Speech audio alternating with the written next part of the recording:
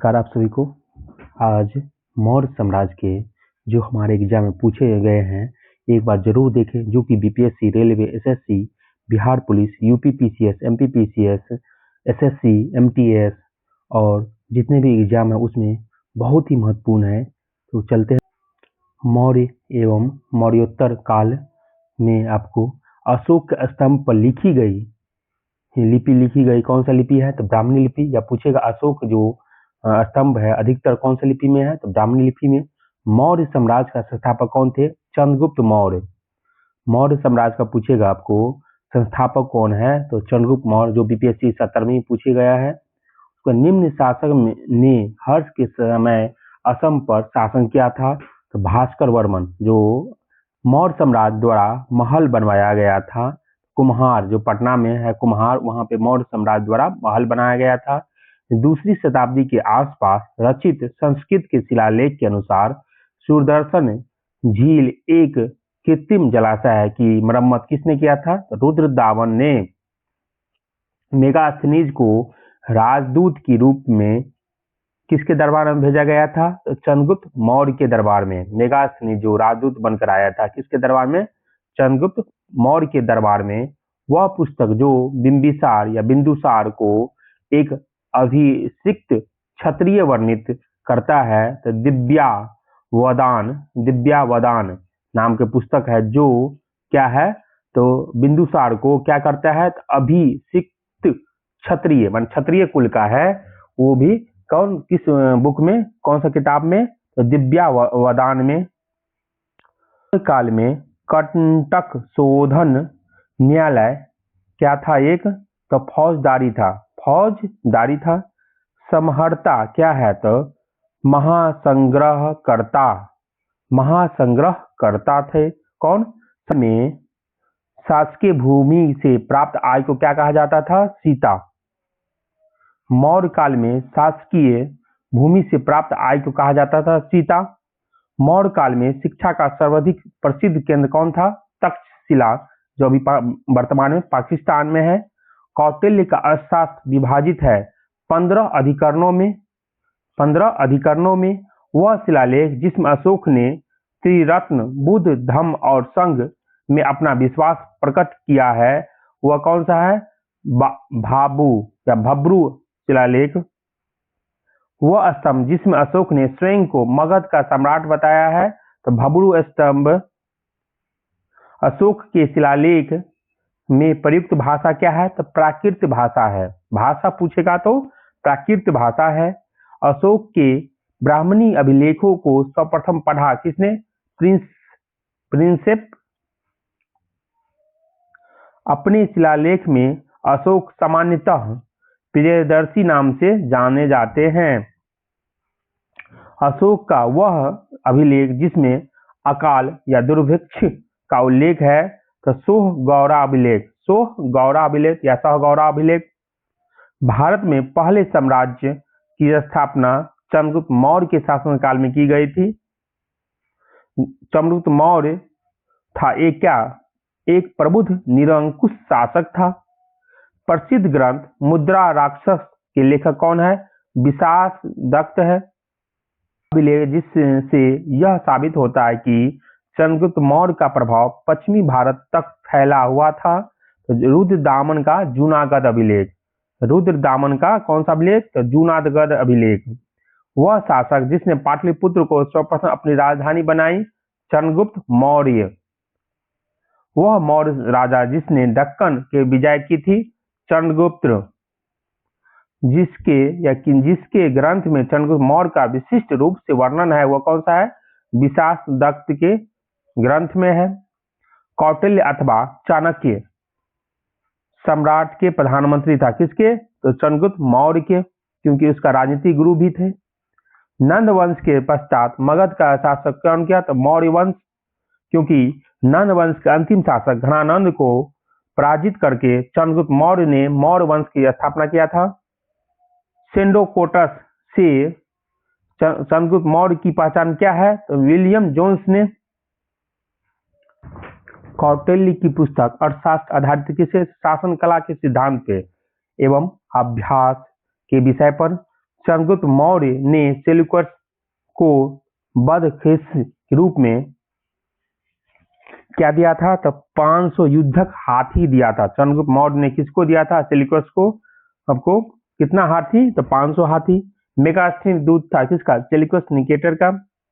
वह स्रोत जिसमें पाटलिपुत्र के शासन या प्रशासन के वर्णन उपलब्ध है वह क्या है? इंडिका। मेगास्थनीज का इंडिका है।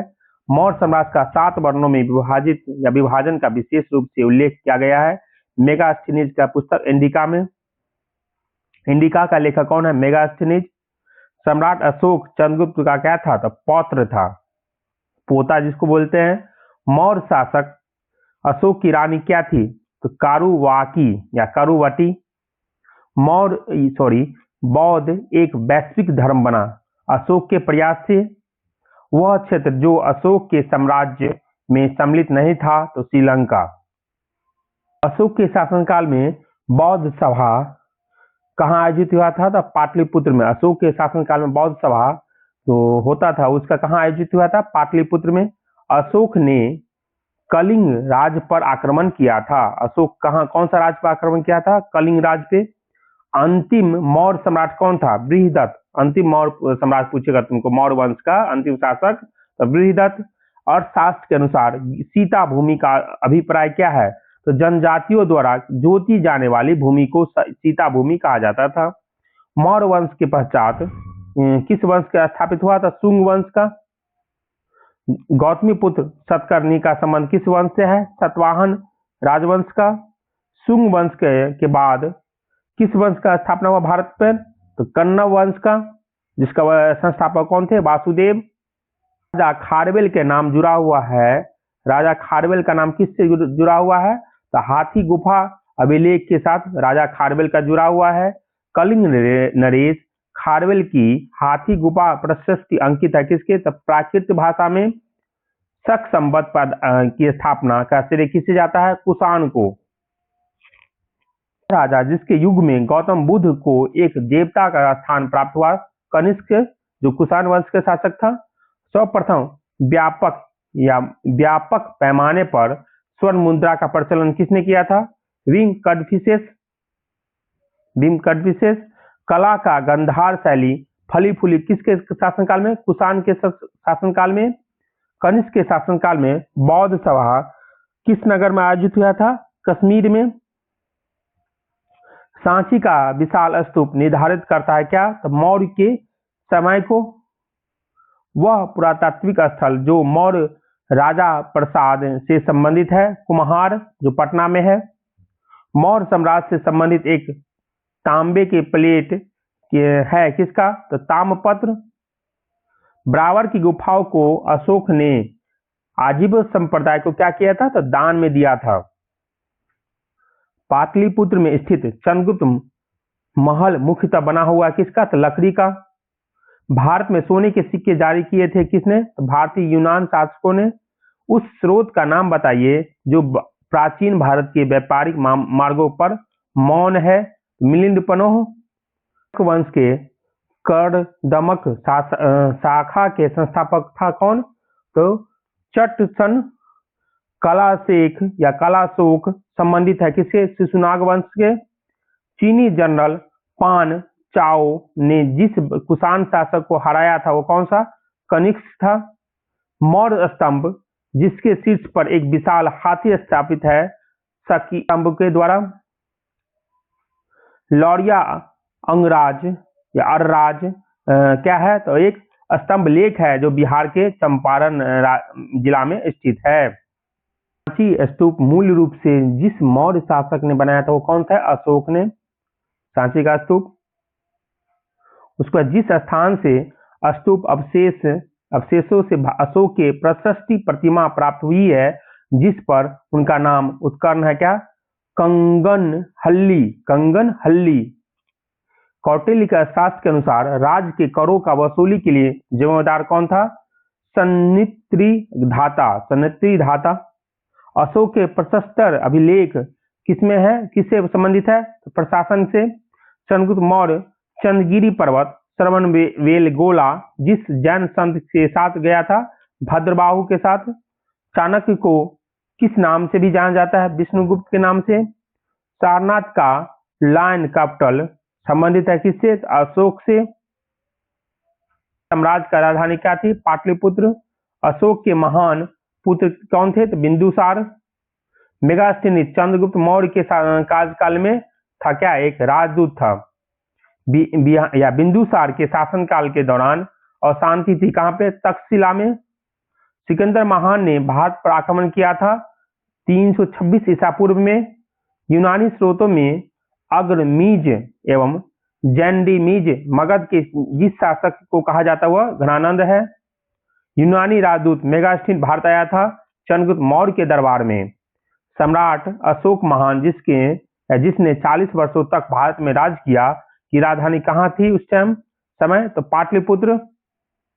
भारत में जैन धर्म स्वीकार कर संन्यास ले लिया था कौन? चंद्रगुप्त मौर्य ने। कलिंग युद्ध से संबंधित है अशोक। जिस स्रोत के आधार पर यह कहा जाता है कि अशोक ने श्रीनगर शहर को बसाया था, तो कलिंग के राज तरंगिणी के स्रोत के अनुसार मौर्य राज्य के संस्थापक कौन थे? चंद्रगुप्त। योग दर्शन के संस्थापक पतंजलि को माना जाता है। राजवंश के संस्थापक कौन थे? पुष्यमित्र शुंग। भारत में ग्रीक आक्रमणकारी के बाद आए थे कौन सा? शक और हून वंश। आयुर्वेद के महान विद्वान चरक संबंधित है कनिष्क के शासनकाल से। कनिष्क की राजधानी कहाँ थी? पुरुषपुर, पेशावर। कनिष्क के शासनकाल में बौद्ध संगति का आयोजन हुआ था कहाँ पे? कश्मीर में। कनिष्क राजा थे कुषाण और राजवंश के। भारत पर हमला करने वाला पहला आक्रमणकारी कौन थे? तो डेरियस। भारत सरकार द्वारा प्रयोग में आने वाला शक संवत कौन सा है? तो कनिष्क के, जो 58 ईसा पूर्व में है। कुषाण शासक कनिष्क का राज्याभिषेक हुआ था कितना में? 78 एडी में। शक काल का आरंभ हुआ था 78 ईस्वी में।